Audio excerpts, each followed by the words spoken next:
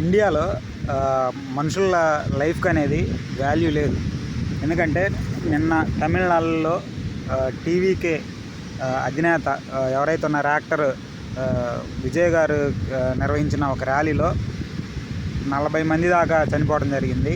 First ఒక 5-6తో మొదలు పెడితే మృతుల సంఖ్య పెరుగుతూ 30 నుంచి 40 దాకా వెళ్ళిపోయింది. ఫైనల్ కౌంట్ వచ్చేసరికి 40. అంతకుముందు ఆర్సీబీ టైటిల్ విన్ అయినప్పుడు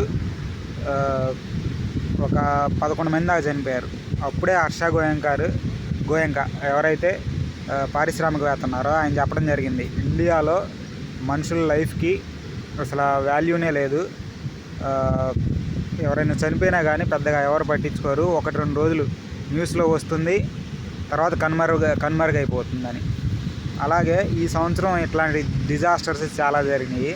ఒకటి వచ్చేసరికి పుష్ప సినిమా అప్పుడు కొంతమంది చనిపోయారు, 3-4 దాకా చనిపోయారు. కాకపోతే అది బాగా సెన్సేషన్ అయిపోయి ఇండియా వైడ్గా వార్త వెళ్ళిపోయింది. దాంట్లో ఎవరు తప్పు అనేది పక్కన పెడితే అది ఒక క్లోజ్డ్ ఏరియాలో జరిగింది.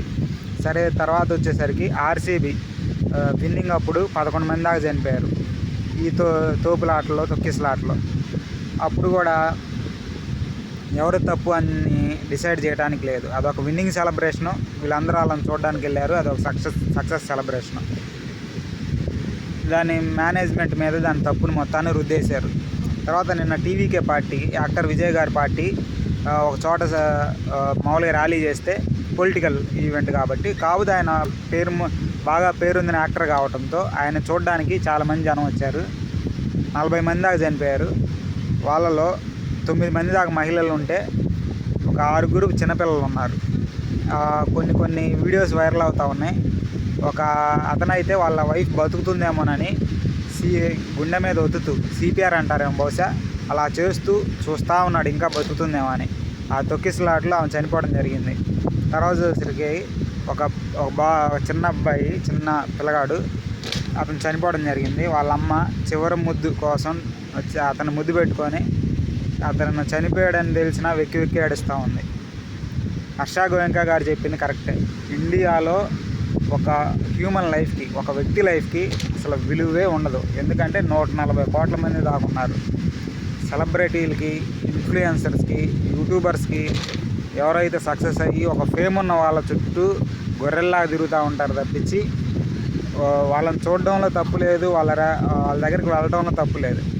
కాకపోతే ఒక ప్రాణాన్ని పోగొట్టుకుంటూ వాళ్ళ చుట్టూ వాళ్ళని చూడడానికి వెళ్ళాల్సిన అవసరం అయితే ఏమీ లేదు.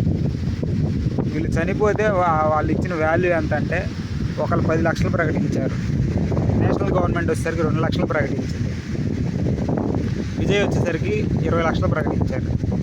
ఎన్ని లక్షలు ప్రకటించినా పోయిన ప్రాణం అయితే రాదు కదా. అదే వేరే కంట్రీస్లో అయితే ఇలా గొర్రెల్లా మందల్లా పోరు, పోయినా ఇలా తొక్కిసలాడతారు. కాబట్టి సెలబ్రిటీల చుట్టూ వాళ్ళ చుట్టూ తిరగడం కన్నా కూడా మనకంటూ ఒక ఐడెంటిటీ క్రియేట్ చేసుకోవడమే ముఖ్యం.